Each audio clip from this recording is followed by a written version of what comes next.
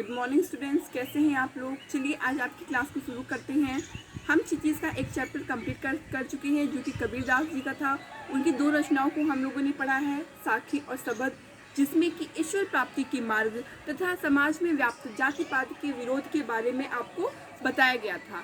आगे हम पढ़ेंगे ललपद्य कवि के बारे में। ललपद्य नहीं, ललद्यद है।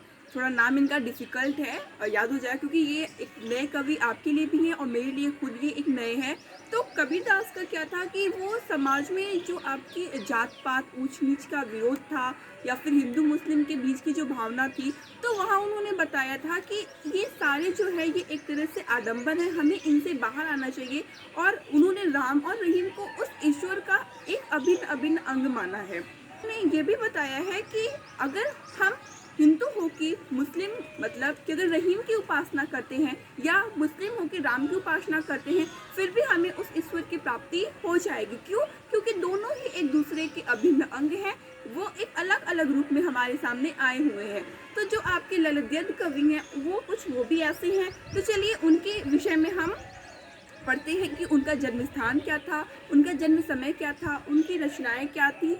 जैसे सब कवियों के बारे में हम उनके जीवन परिचय को पढ़ते हैं, तो वैसे ही आज हम ललद्यद कवि के बारे में पढ़ेंगे। ये कश्मीर के विख्यात कवि माने जाते हैं। इनका जन्म 1320 ईस्वी में कश्मीर के पंपोरा के सारमोर गांव में हुआ था। सिमपुरा था, थोड़ा गलत हो जा रहा है क्योंकि मैंने आपको बताया कि जैसे कि ये नए कवि हैं तो थोड़ा इनके बारे में इधर उधर हो जा रहा है। तो इनके विषय में भी जैसे हम कबीरदास के विषय में पढ़े थे कि इनके जन्म स्थान जन्म समय के बारे में कुछ प्रमाणित तथ्य हमें नहीं मिलते हैं, वैसे ही ये जो आपके ललद्यद कवि हैं इनके बारे में भी हमें कोई एक प्रमाणिक जानकारी नहीं मिलती है। ये जो इनका जन्म स्थान बताया गया है कि ये 1920 में जन्म लिए हैं, ये कश्मीर के पंपोर के सिमपुरा गांव में हुए हैं। तो ये कोई एक प्रमाणिक नहीं है, शायद ये लोगों ने अपने एक, क्योंकि उन्होंने कश्मीरी भाषाओं में अपनी रचनाओं को लिखा है, वहाँ का प्रभाव इनके पदों में मिलता है। तो इससे यह अनुमान लगाया गया है कि ये जो रचना किए हैं शायद ये कश्मीर के रहे होंगे, इसीलिए इन्होंने इस रचना को लिखा है। हम यह मानते हैं कि जिस कवि की भाषा जैसी होती है उनके पद की, उनका जन्म स्थान वहीं का होगा। तो जब यह आ जाता है कि यहाँ ये प्रमाणित तौर पे नहीं है, तो यह बना रहता है कि नहीं वाकई इनका जन्म स्थान क्या होगा क्या नहीं होगा। तो चलिए आगे हम पढ़ते हैं। इनकी सबसे प्रमुख रचना वाक है, जो कि आपके विषय में है। वाक मीन्स वाणी होता है, जैसे कि कबीर की साखियाँ हो गई, मीरा के पद हो गए और फिर रहीमदास के सवैया हो गए, तुलसी की चौपाई हो गई। वैसे ही जो आपके ललद्यद कवि हैं उनकी जो रचना प्रमुख है वो कौन सी है? वाक है। इन्होंने भी जात पात से ऊपर उठकर प्रेम को ही सबसे प्राथमिकता दी है। शायद ये किसी राजा के शासनकाल में उनके राज दरबारी कवि रहते थे, इसीलिए प्रभाववश इनमें फारसी का भी हमें शब्द मिलते हैं। नहीं तो इनकी जो संपूर्ण काव्य में वो पंडित कश्मीरी की भाषा हमें मिलती है, लेकिन शायद किसी राजा के राजकवि होने के कारण, उस राजा को खुश करने के कारण इनकी भाषाएं कुछ फारसी से भी ली गई हैं। तो मैं बताई हूँ कि जैसे कि नए कवि हैं तो मैं थोड़ा इसको पढ़ के बता दे रही हूँ। अगर आपके पास बुक होगा तो आपको ये लाइनें वहाँ मिल जाएंगी, लेकिन फिर भी मैं आपको वो चीज़ पढ़ के बता दे रही हूँ। आप अपने बुक में इसको देखते जाइएगा। तो मैं पढ़ दे रही हूँ। लोक जीवन के तथ्यों से प्रेरित ललद्यद की रचनाओं में तत्कालीन पांडिताओं भाषा संस्कृत तथा दरबार की बोझ से दबी फारसी के स्थान पर जनता की सरल भाषा का प्रयोग हुआ। मतलब कि उस राजा का उन पे दबाव था, इसीलिए उन्होंने कुछ ऐसी सरल भाषाओं का ही प्रयोग किया, फारसी भाषाओं का प्रयोग किया। यही कारण है कि ललद्यद की रचनाएं सैकड़ों सालों से कश्मीरी जनता की स्मृति और वाणी में आज भी जीवित है। वे आधुनिक कश्मीरी भाषा के प्रमुख स्तंभ माने जाते हैं। मतलब स्तंभ जो कि किसी घर को सहारा देने का कार्य करती है, तो शायद इनकी भी जो भाषाएं हैं वह किसी स्तंभ की भांति ही हैं।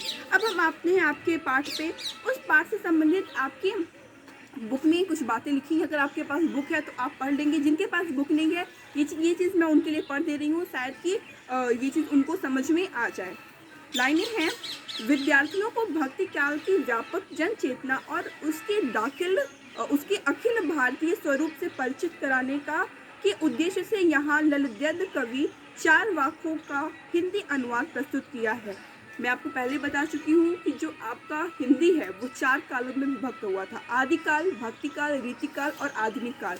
तो ये जो सारी आपकी रचनाएं हैं, कबीरदास को आपने जो पढ़ा था वो भी आपके भक्ति काल के हैं, और जो ये आपके ललित कवि हैं वो भी आपके कहाँ के हैं, भक्ति काल के ही हैं। पहले वाक्य में ललित ने ईश्वर प्राप्ति के लिए किए जाने वाले अपने प्रयासों की व्यर्थता की चर्चा की है। मतलब कि उन्होंने भी यही लिखा है कि जो हम यह व्यर्थ प्रयास करते हैं, यज्ञ अनुष्ठान करते हैं, उससे हमें ईश्वर प्राप्त होंगे। आप देखेंगे कि इनकी भाषा कुछ इनके जो विचार हैं वो कबीरदास से मिलते जुलते हैं, क्योंकि कबीरदास का भी यही मानना था कि यज्ञ अनुष्ठान से ईश्वर की प्राप्ति नहीं होती है, बल्कि एक शुद्ध मन से हम ईश्वर को प्राप्त करते हैं। तो ये यहाँ पे वही कहते हैं कि इन्होंने जो पहले ये बातें लिखी थी कि इन सब प्रयासों से, तो वो इसे व्यर्थ मानते हैं। दूसरे में आडंबरों का विरोध करते हुए यह कहा है कि अंतःकरण से समभावी होने पर ही मनुष्य की चेतना व्यापक हो सकती है। समभाव वही कि उच्च नीच की भावना को समाप्त करके सभी को एक अगर दृष्टि से हम देखते हैं तो तभी हमें क्या होंगे, ईश्वर प्राप्त होंगे। दूसरे शब्दों में इस माया जाल में कम से कम लिप्त होना चाहिए। तीसरे वाक्य में कवयित्री की आलोचनात्मक की अभिव्यक्ति की है। वे अनुभव करती हैं कि भवसागर से पार जाने के लिए सकर्मक ही सहायक होते हैं। भेदभाव का विरोध और ईश्वर की व्यापकता का बोध चौथे वाक्य में है। ललित ने आत्मा को ही सच्चा ज्ञान माना है। प्रस्तुत वाक्यों का अनुवाद मीराकांत ने किया हुआ है। तो चलिए आज हम इस कवित्री के बारे में पढ़ते हैं कि इनकी भाव के बारे में पढ़ते हैं कि इन्होंने क्या क्या लिखा है। तो इससे पहले हम ललित कवित्री के बारे में सारी बातों को जान लिए हैं कि उनका जन्म कब हुआ था, उनका जन्म स्थान क्या था, उनकी रचना सबसे प्रमुख कौन थी। तो मैं एक बार फिर से बोल दे रही हूँ कि जो उनका जन्म था वो 1320 ईस्वी में हुआ था। ये कश्मीर के पंपोर के सिलपुरा गांव में हुई थी। और फिर इनकी जो सबसे प्रमुख रचना है वो क्या है, वाक्य। इन्हें भिन्न भिन्न नामों से भी जाना जाता है, जो कि है ललेश्वरी, लला, लल योगेश्वरी तथा लला रिफा। ये इनके प्रमुख नाम है और इनके विषय में कोई प्रमाणित तत्व हमें प्राप्त नहीं हुए हैं। तो चलिए हम आते हैं इनके पद पे। आइए, तो चलिए आते हैं आपके पाठ पे, जो कि आप ऊपर देख रहे होंगे लिखा हुआ है वाक्य। तो सबसे पहले हम पंक्ति को पढ़ते हैं।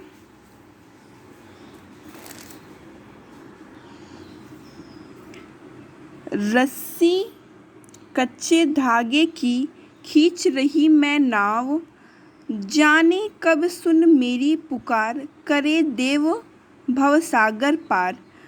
पानी टपके कच्चे सोकरे, व्यर्थ प्रयास हो रहे मेरे, जी में उठती रह हुक, घर जाने की चाह है घेरे।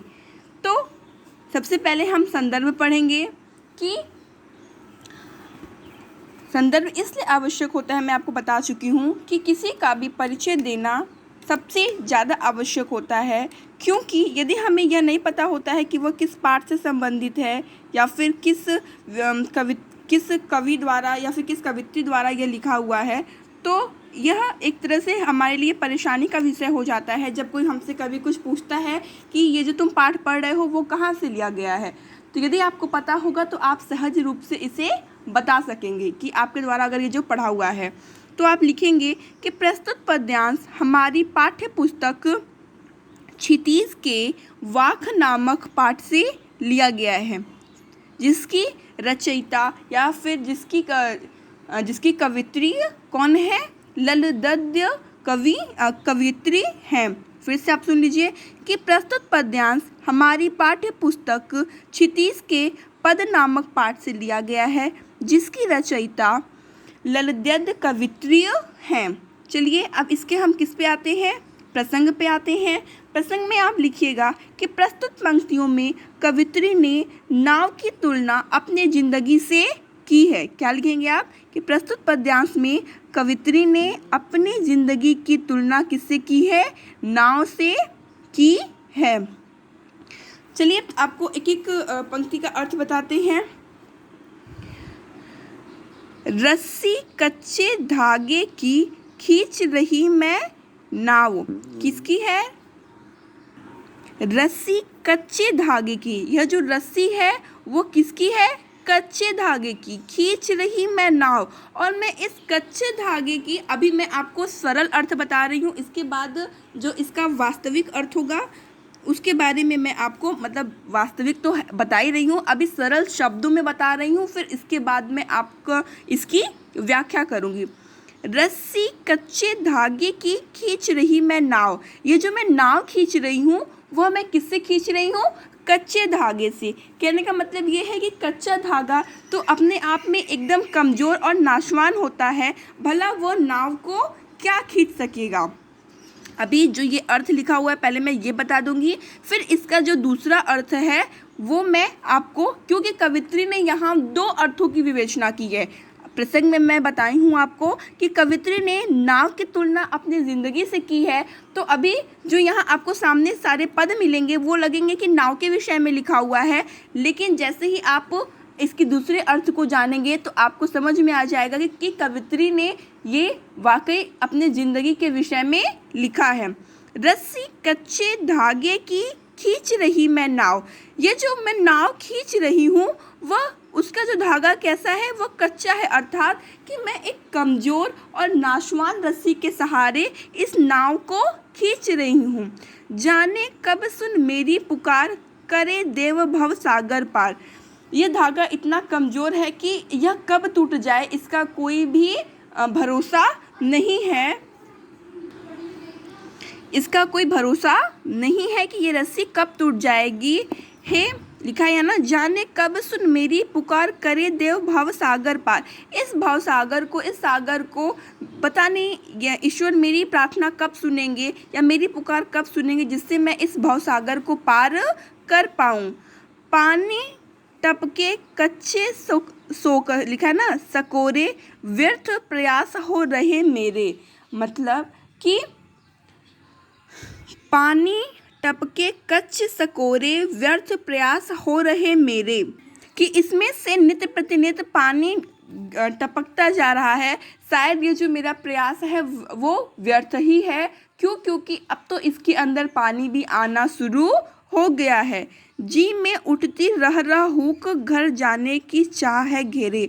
मेरे जो हृदय में है जी उठती रह कर हुक, मतलब कि मेरे हृदय में यह जो पीड़ा है वह बार बार उठ रही है और मुझे अपने घर जाने की चाह है। मतलब कि यह रस्सी कमज़ोर है, ना ईश्वर मेरी सहायता कर रहे हैं, मैं किस प्रकार से अपने घर जाऊं, यह मेरी चाह है कि मैं अपने घर पहुंचूं, लेकिन मैं किस प्रकार से अपने घर पहुंचूं यह मुझे समझ में नहीं आ रहा है। यह हुई आपकी पंक्ति का अर्थ, लेकिन अब हम इसके आगे इसकी व्याख्या करते हैं और आपको इसे बताते हैं। रस्सी कच्चे धागे की खींच रही मैं नाव। प्रस्तुत पंक्ति में कवित्री ने जैसा कि पहले बताया है कि नाव की तुलना किससे की है? अपनी ज़िंदगी से की है। तो वो नाव की तुलना अपनी ज़िंदगी से करते हुए कहती हैं कि वे इस कच्ची डोरी यानी सांसों द्वारा चला रही हैं। मतलब कि अब उनकी सांसें जो हैं वह अत्यधिक कमज़ोर हो चुकी हैं। खींच रही मैं नाव, अर्थात मैं यह ज़िंदगी रूपी नाव को कब तक खींचूंगी या इस कमज़ोर सांस के सहारे मैं कब तक अपने जीवन को चला पाऊंगी। देखिए, रस्सी कच्चे धागे की खींच रही मैं नाव। यह कच्चे धागे के समान जो ये मेरी सांसें हैं, मैं इनके सहारे इस नाव को अर्थात अपनी ज़िंदगी को कब तक खींच पाऊंगी। अर्थात यह कार्य मेरे लिए बहुत ही असंभव हो रहा है। क्यों? क्योंकि मेरी सांसें जो हैं अब वह रुक रुक के आ रही हैं। मेरा शायद अब जीवन यहाँ पे समाप्त होने वाला है।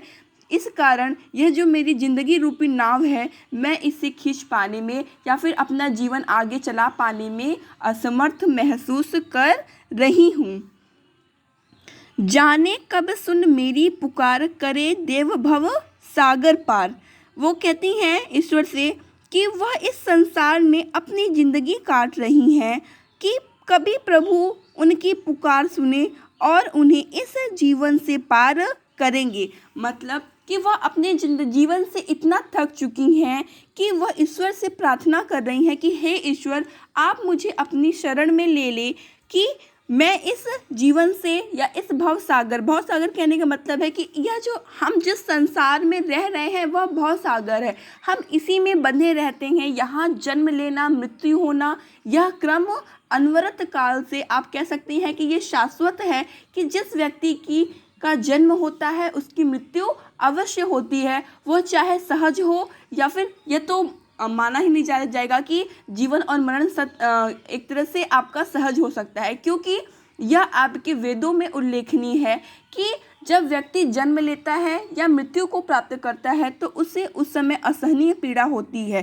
तो वही स्थिति इस समय कवित्री की हो रही है कि वह अपने जीवन से इतना थक चुकी हैं कि वह ईश्वर से अब प्रार्थना कर रही हैं कि उन्हें इस भव सागर से बाहर निकालिए। वह अपने इस जिंदगी से थक चुकी हैं। वह बार बार ईश्वर से यह प्रार्थना कर रही हैं कि आप मेरे इस इंतज़ार को, लिखा है ना, जाने कब सुन मेरी पुकार, न जाने मेरे इस पुकार को कब सुनेंगे। यह इंतज़ार अब मुझसे नहीं हो रहा है। हे ईश्वर, आप मुझे इस जीवन रूपी भव सागर से पार करिए। मुझे अब इस संसार में रहना नहीं है। पानी टपके कच्चे सकोरे, व्यर्थ प्रयास हो रहे मेरे। लिखा है ना, पानी टपके कच्चे सकोरे, मतलब कि कच्चे सकोरे मतलब कि जो मिट्टी का कच्चा, जो जिस कच्ची मिट्टी के घड़े में यदि हम पानी डालते हैं तो वो क्या होता है कि वो उसमें से बाहर निकल जाता है। तो उन्होंने यहाँ अपने शरीर की तुलना मिट्टी के कच्चे ढांचे से करते हुए कहा है कि उसे नित्य पानी टपक रहा है, अर्थात कि यह जो मेरा प्राण है, यह जो मेरा शरीर का दर्द है, वह नित्य प्रतिनित मेरे शरीर को और अत्यधिक पीड़ित किए जा रहा है। व्यर्थ हो रहा प्रयास, और यानी कि प्रत्येक दिन उनकी उम्र क्या हो रही है, कम होती जा रही है। लिखा है ना, पानी टपके कच्चे सकोरे, यदि हम कच्चे घड़े में, जो पका हुआ घड़ा नहीं होता है, और कच्चे घड़े में यदि हम पानी डालते हैं तो पानी क्या होता है कि स्वाभाविक रूप से उससे बाहर निकल जाता है। वैसे ही जो ये कवित्री का जीवन है वह अब अपनी उम्र को पार कर रहा है, मतलब कि उनके इस कच्चे सकोरे मतलब उनके इस शरीर का जो उम्र है वह नित्य प्रतिनित्य दिन क्या कम होता जा रहा है। और व्यर्थ हो रहे प्रयास, व्यर्थ प्रयास हो रहे मेरे, मतलब कि एक तो मेरी यहाँ उम्र कम होती जा रही है और जो मैं ईश्वर को प्राप्त करने के लिए प्रयास कर रही हूँ वही चीज़ बात की गई यहाँ पे कि ज़रूरी नहीं है कि यज्ञ अनुष्ठान करके ही हम सबको प्राप्त कर सकते हैं। यहाँ कवित्री ने इसी बात को लिखा है कि मेरा उम्र क्या हो रहा है, कम होता जा रहा है, मेरे शरीर से मेरा जो उम्र है वो कम होता जा रहा है, व्यर्थ हो रहे प्रयास। लेकिन जो ईश्वर को जो मैं प्राप्त करने के लिए प्रयास कर रही हूँ अब वह भी मुझे व्यर्थ होता सा प्रतीत हो रहा है। जो मेरी व्याकुलता है वह क्या हो रही है, अब बढ़ती जा रही है। जी में उठती रह हुक, मैं ईश्वर को प्राप्त कर पाने में असफल हूँ और इस असफलता को प्राप्त होने पर उन्हें क्या हो रही है, बहुत अत्यधिक हुक मतलब बहुत ग्लानि महसूस हो रही है, वो बहुत ही दुखी महसूस कर रही हैं। घर जाने की चाह है मेरे, उन्हें प्रभु की शरण में जाने की बहुत ही चाह है। घर जाना मतलब जहाँ से हम आए थे पुनः उसी स्थान को प्राप्त करना, अर्थात कि इस संसार में प्रत्येक व्यक्ति का जन्म उनको अपने कर्म करने के लिए होता है। यह उसका मूल स्थान नहीं होता बल्कि वह जहाँ से आया हुआ होता है वही उसका मूल स्थान माना जाता है। तो यहाँ पे कवित्री ने कुछ यही बात लिखी हुई है कि अब मेरे मन में यह ग्लानि बनी हुई है कि मैं ईश्वर के पास कब जाऊंगी और मेरी अब यही चाहत है कि मैं जल्द से जल्द उनकी शरण में चली जाऊं। फिर से मैं आपको इसका बता दे रही हूँ कि रस्सी कच्चे धागे की खींच रही मैं नाव, मैं इस कच्चे धागे रूपी सांस के सहारे अपने नाव रूपी जिंदगी को खींच रही हूँ। जाने कब सुन मेरी पुकार, करे देव भव सागर पार। न जाने ईश्वर मेरी इस पुकार को कब सुनेंगे और मुझे इस संसार से पार ले जाएंगे, मतलब कि मेरा जो इंतज़ार है कि मैं ईश्वर को प्राप्त कर पाऊँ, न जाने वह मेरा इंतज़ार कब ख़त्म होगा और कब मैं इस संसार को छोड़कर या इस संसार को त्याग कर उस परम ब्रह्म को प्राप्त कर पाऊंगी। पानी टब के कच्चे सकोरे व्यर्थ प्रयास हो रहे मेरे। यह जो कच्चे सकोरे, कच्चे घड़े के समान यह जो मेरा शरीर है, उससे यह जो पानी टपके अर्थात मेरी उम्र कम होती जा रही है, व्यर्थ प्रयास हो रहे मेरे। और ईश्वर को प्राप्त करने के लिए यह जो मेरे नित्य प्रतिदिन प्रयास हो रहे हैं, अब वह भी ऐसा लग रहा है मानो कि वह भी व्यर्थ होता जा रहा है। जी में उठती रह रह हुक जाने घर जाने की चाह है घेरे। और मेरे मन में, मतलब ईश्वर को जब मैं प्राप्त नहीं कर पाई हूँ, इस कारण मुझे असफलता महसूस हो रही है। और असफल होने के कारण मेरे मन में यह हुक, मतलब यह ग्लानि बनी है। मेरा मन बार बार दुखी हो जाता है, घर जाने की चाह है। और इस ग्लानिवश मैं सोचती हूँ कि मुझे जल्द से जल्द उस ईश्वर की प्राप्ति हो जाए, मैं उनके शरण में चली जाऊं, अर्थात मेरा जहाँ से स्थान है मैं वहीं पे चली जाऊं, जो मेरा अस्तित्व है मैं उनकी शरण में जाके चली जाऊं। ये आपका पंक्ति हुआ। इस संपूर्ण पंक्ति में कवित्री ने उस ईश्वर को प्राप्त करने की लालसा व्यक्त की है। संपूर्ण आपका ये जो पंक्ति है वह सरल शब्दों में लिखी हुई है। यहाँ पे आप लिखेंगे कि प्रसाद गुण का प्रयोग किया गया है। यत्र तत्र क्या आप लिखेंगे कि अनुप्रास अलंकार, जैसे कि ये जो रह है आपका, यहाँ पे अनुप्रास अलंकार होगा। ठीक है, तो जहाँ आप जैसे अनुप्रास अलंकार क्या होता है कि जहाँ एक ही वर्ण की आवृत्ति अर्थात र और र, चाहे वो क ख ख, अगर एक वर्ण की आवृत्ति एक से अधिक बार होती है तो वहाँ क्या हो जाता है, अनुप्रास अलंकार हो जाता है, शब्द नहीं। अगर यहाँ रह लिखा है, यहाँ रहना लिखता, जैसे मैं आपको बताया हूँ ना कि रघुपति राघव राजा राम, तो यहाँ र वर्ण की आवृत्ति बार बार हुई है। या तरनी तनुजा तट तमाल, तो त की आवृत्ति बार बार हुई है। तो जहाँ एक ही वर्ण की आवृत्ति बार बार होती, वहाँ क्या हो जाता है, अनुप्रास अलंकार हो जाता है। तो यहाँ पे रह में र की आवृत्ति बार बार है, तो इससे क्या है, यहाँ अनुप्रास अलंकार है। ये आपका, मैं आपको साहित्यिक सौंदर्य बता रही हूँ, क्योंकि आपके एग्जाम में साहित्यिक सौंदर्य जरूर पूछेगा और वो आपको बताना पड़ेगा। तो साहित्यिक सौंदर्य में पहले आप लिखिएगा कि भाषा सरल शब्दों में लिखी, सरल व सहज तथा स्वाभाविक भाषा का प्रयोग किया गया है। लाइन फिर से सुन लीजिए कि पंक्ति में सहज, स्वाभाविक तथा सरल भाषा का प्रयोग किया गया है। प्रसाद गुण युक्त भाषा का प्रयोग किया गया है। भक्ति रस की व्यंजना की गई है। ठीक है, तथा यत्र तत्र अनुप्रास अलंकार की छटा मिली है।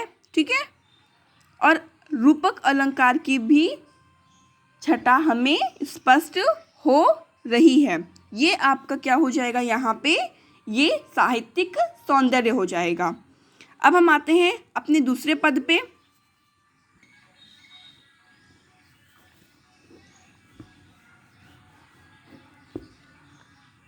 ये है आपका दूसरा पद। चलिए इसकी पहले पंक्ति पढ़ लेते हैं। खा खाकर कुछ पाएगा नहीं, न खाकर बनेगा अहंकारी। सम खा तभी होगा संभावी, खुलेगी साकल बंद द्वार की। पढ़ने में लग रहा है कि क्या चीज़ पढ़ा जा रहा है, पर इसका अपना ही एक अर्थ है, वो मैं आपको बताऊंगी। तो वही यहाँ पे कि सबसे पहले आप यहाँ संदर्भ लिखेंगे कि प्रस्तुत पद्यांश हमारी पाठ्य पुस्तक क्षितिज के वाक नामक पाठ से लिया गया है, जिसकी रचयिता कौन है, ललितगद्य कवित्री हैं। संदर्भ फिर इसके बाद आप प्रसंग में लिखेंगे कि यहाँ ईश्वर प्राप्ति के विषय में कवित्री ने बताया है तथा संभावता की विवेचना की है। अब हम आते हैं इसकी व्याख्या पे। खा खाकर कुछ पाएगा नहीं, यहाँ जो खा खाकर लिखा है वो किसी खाने के लिए इस्तेमाल नहीं किया गया है। आप पहले मैं प्रसंग बता देती हूँ कि इसमें इन पंक्तियों में कवित्री ने जीवन में संतुलना की महत्ता, मतलब कि समानता की भावना की महत्ता पर जोर दिया है।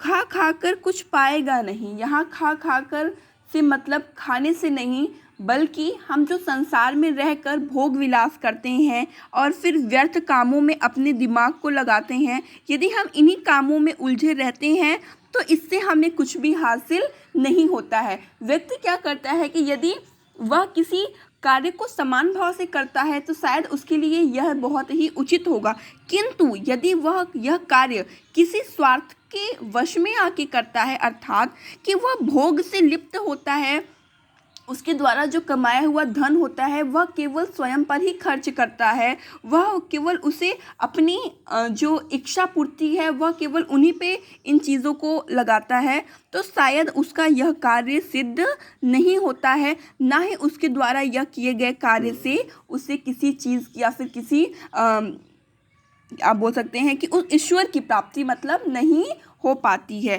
खा खा कर यहाँ वो भोग विलास के लिए शब्द यहाँ यूज़ किया गया है। यदि व्यक्ति भोग विलास से युक्त होकर अपने कार्य को करता है, अपने द्वारा कमाए गए धन को अपनी ही इच्छा पूर्ति के लिए प्रयोग करता है, तो कुछ पाएगा नहीं, तो उसे कुछ भी हासिल नहीं होगा, अर्थात उसके द्वारा किया गया प्रयत्न असफल माना जाएगा। लोगों का कहना है कि यदि व्यक्ति अपने कर्म नहीं करेगा तो उसे मोक्ष की प्राप्ति नहीं होगी, लेकिन कर्म भी हमारे दो प्रकार के होते हैं, सकर्मक और अकर्मक।